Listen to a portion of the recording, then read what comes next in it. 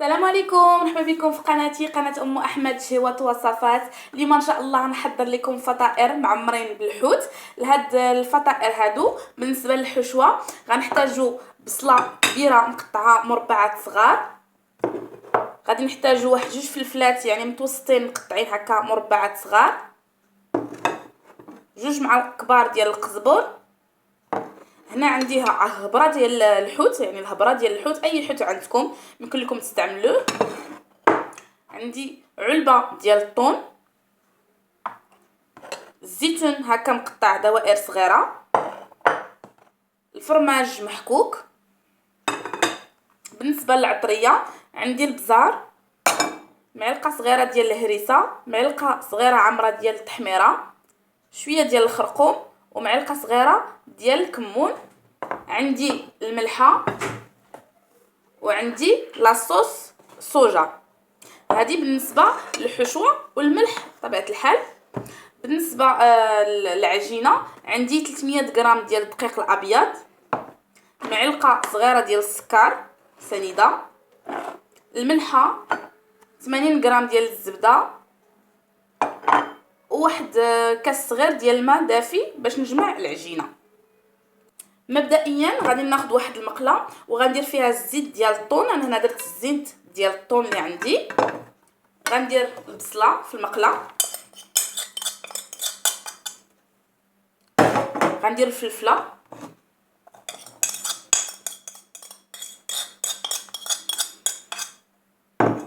غندير معاهم شويه ديال الملحه ونديرهم فوق البوطه حتى تدبل البصله والفلفله، وعاد نضيف الحوت. هنا بعد ما طاحت البصله والفلفله غنضيف هاد الحوت اللي قطعته هكا مربعات صغيره. غنضيف العطريه، الكمون والتحميره والخرقوم والهريسه. غنضيف نصف الكميه ديال القزبر، وهاد واحد المعلقه خليتها حتى الاخر. وغنضيف واحد المعلقه صغيره ديال الصوص صوجا، تقريبا واحد هكا. وغنخلط هاد المكونات هادو وغنديرهم فوق البوطه بين ما يطيب لي الحوت، وعاد نضيف باقي المكونات. بعد ما طابت ليا الحشوه وحاولت انني فرتت داك الحوت يعني على هذا الشكل هذا، حصلت على حشوه بحال هكا. دابا غنضيف ديك المعلقه الكبيره ديال القزبر، غنضيف الزيتون المقطع، علبه ديال الطون،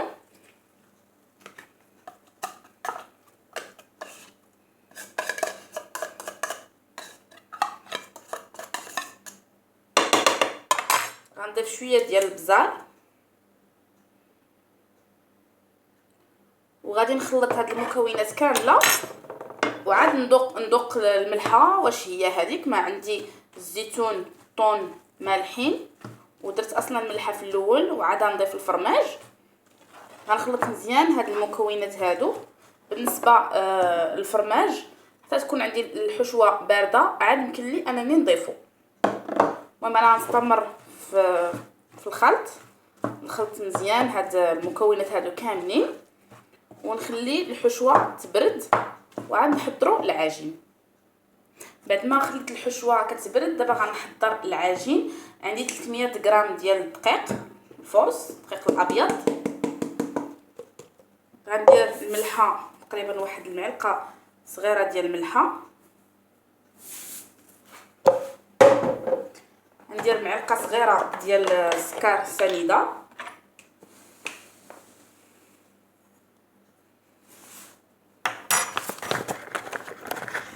نحاول نخلط هاد المكونات هكا.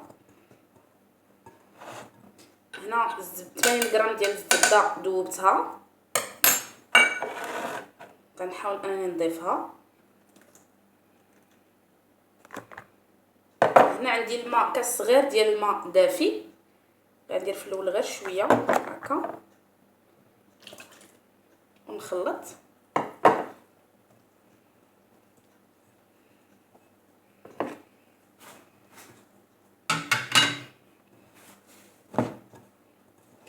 نبدا نخلط هاد المكونات هادو ونضيف الماء بشويه بشويه. الماء يكون دافي ولا يعني بين دافي وسخون، يعني ما يكونش بارد. انا غنبقى نستمر هكا كنضيف الماء حتى تجمع ليا العجينه. بعد ما تجمعات ليا العجينه يعني ما نحاولوش اننا نجريوها، نخليوها قاصحه ونبداو ندلكو فيها حتى ترطب لينا بين يدينا، يعني على هذا الشكل هكا. انا نبقاو غاديين بها بحال هكا حتى العجينه كترطب ما كتبقاش قاصحه. هي تجمعات كتكون على هذا الشكل هذا. يعني انا خدمتها مزيان، ما قصحت ما جريتهاش في الاول، درتها قاصحه وبقيت كنخدم فيها غير بحال هكا على هذا الشكل هذا حتى رطبت ليا في يدي. دابا غادي نجمعها ونديرها في واحد البلاستيكه ونحتفظ بها تقريبا 21 دقيقه. عاد يمكن ليا نشكلها، نحتفظ بها وعاد 21 دقيقه كيف قلت عاد نشكلوها ان شاء الله. بعد ما بردات الحشوه وارتاحت العجينه مده 20 دقيقه، هنا غنضيف هكا الفرماج الحشوه ونخلط. هنا نجيب العجينه بعد ما ارتاحت كتكون هكا خفيفه، غنحاول انني نطلقها بالمدلك كما نقسمها على جوج. نخدم النص الاولاني نرجع غادا في الميكا نطلقها هكا تكون ما رقيقاش وما غليظاش، نطلقها مزيان.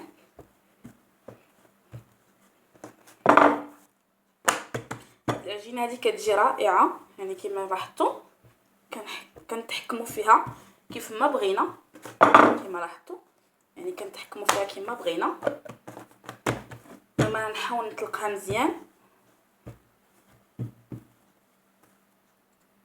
بعد ما سرحت العجينه على هذا السمك هذا. يعني هنا غنجيبوا واحد القطعه تكون عندكم مربعه، انا ما عنديش، عندي غير هاد لابواط هادي. غادي نحاول انا ندير بها مربعات،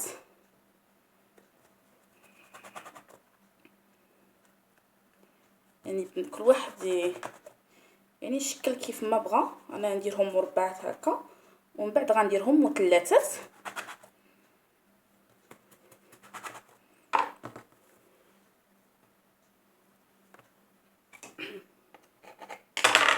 حيت هادشي العجينه الزايده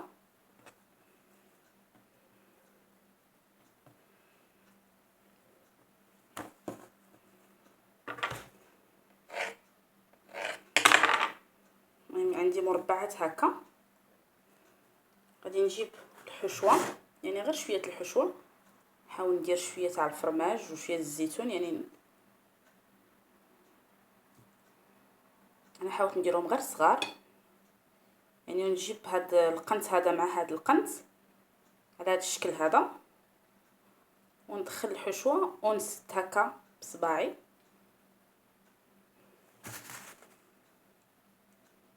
بهذا الشكل هذا، وندخل هذه باش يجوني عامرين.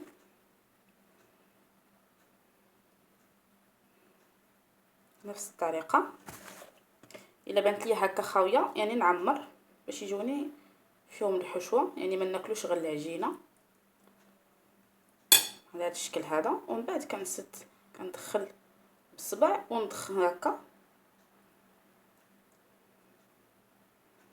تيكون عندي هكا مثلث كيجي على هذا الشكل هذا. من بعد كنجيب الفرشيط نحاول انني نزوقو بالفرشيط هكا في الجناب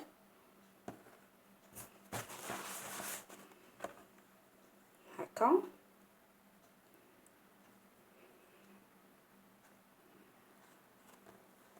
كيبان لكم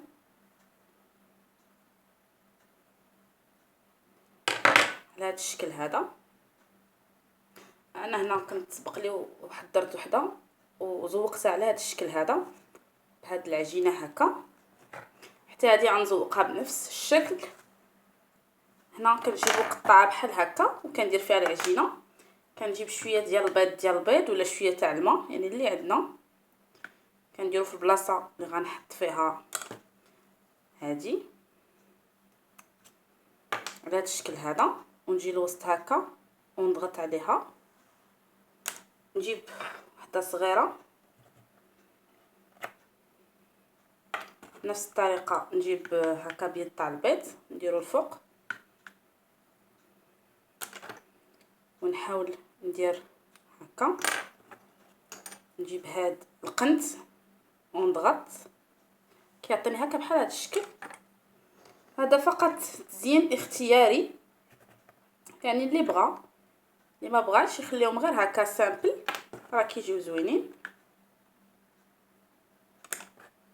يعني هذا فقط تزيين اختياري، يعني باش نغيروا من الفطائر. صافي كيجي الشكل ديالها بحال هكا.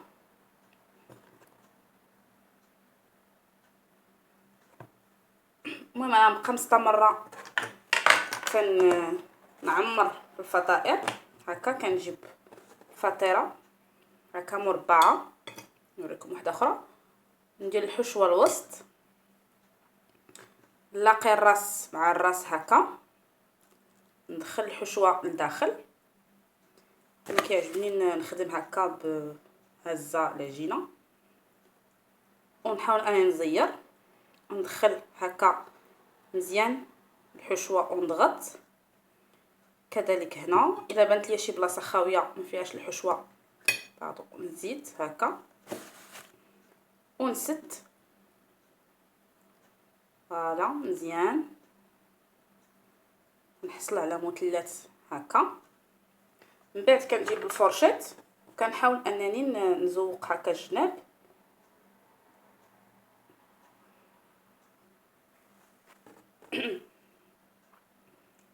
هكا الجناب. الا بتخلوهم هكا سامبل خليوهم حتى هكا كيجيو مزيانين. الا بتزوقوهم بالعجينه على هذا الشكل هذا كيف وريتكم،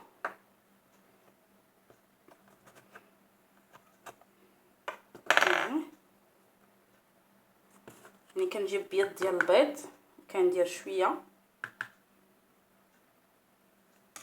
كنحاول نجيب العجينه هكا ونضغط عليها هكا في الوسط باش تلصق. نجيب الصغر منها نفس الطريقه، ندير بيض ديال البيض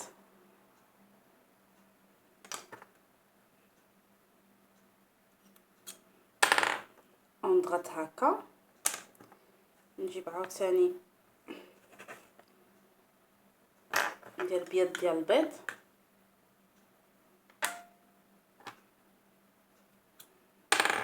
ونضغط، تعني الشكل بحال هكا. انا هكا نبقى مستمره حتى نكمل العجينه كامله اللي عندي وندير في اللاطه اللي كتدخل الفران. يعني نستمر. انا فيها باش نوريكم واحده الثالثه هكا باش تبان واضحه.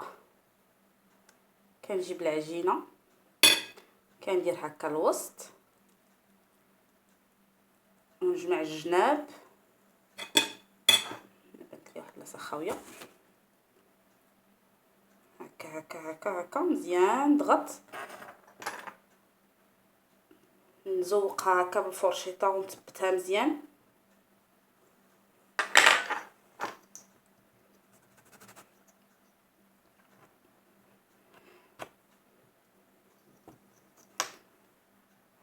كندير البيض ديال البيض، كنحاول نجيب هاد هكا ونضغط في الوسط، ونجيب عاود هذه الصغيره انا دهنت بالبيض تاع البيض مره واحده، ونجيب الاخرى.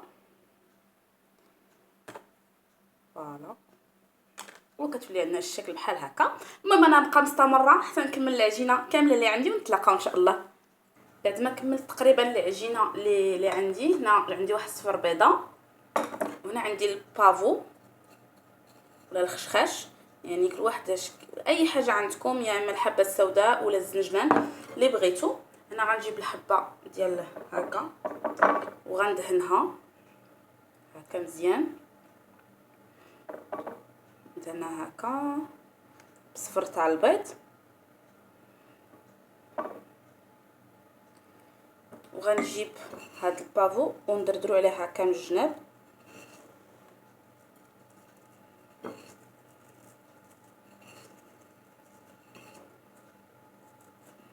غادي تعطيني هاد الشكل هذا،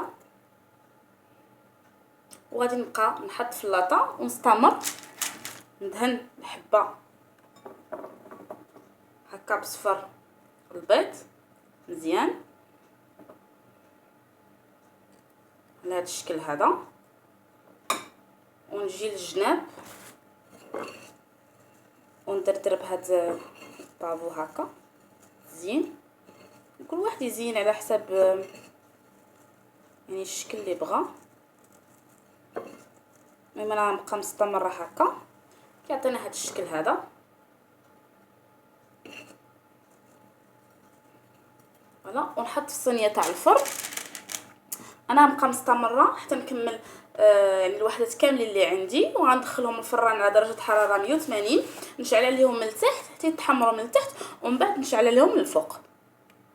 بعد ما خرجت الفطائر من الفران كيجيو على هذا الشكل هذا، حقا كيجيو رائعين في المذاق وفي الشكل، يعني راقيين في الشكل وشكل جديد، كيجيو على هذا الشكل هذا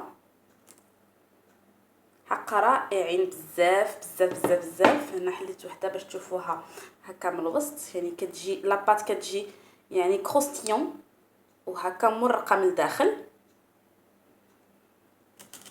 الشكل ديالهم كيحمق كما لاحظتوا. كنتمنى الى عجبتكم وصفه اليوم دعموني بجيم وبالاشتراك وبارطاجيو الحلقه باش تعم الفائده. كنتمنى انكم تتابعوني دائما على قناتي، قناه ام احمد شهوات ووصفات. بالصحه والراحه، سلامه.